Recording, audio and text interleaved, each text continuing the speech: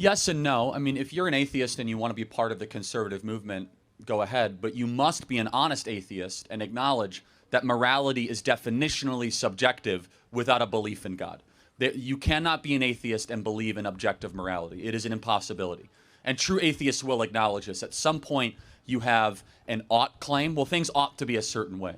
We as Christians, or we that believe in the divine, we have is claims, that murder is wrong.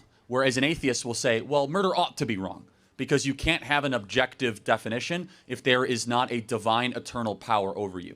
So look, if an atheist wants to fight alongside of us to end abortion or to try and end the massacring of our kids that's called gender-affirming care, or if an atheist wants to march alongside of us to say no men and female sports, they're more than welcome to be able to do that. But Atheists for Liberty is an interesting phrase, because I don't believe you can have liberty without God, because liberty is not man's idea, it is God's idea.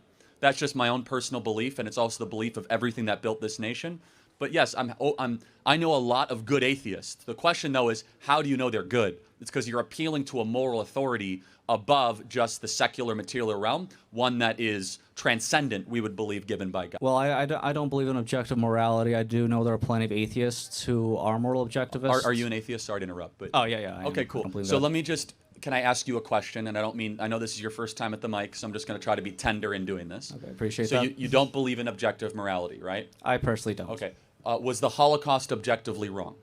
Objectively, no, but it would have been better if it didn't happen, because most people wouldn't want that to happen. So that's where we are on different planets.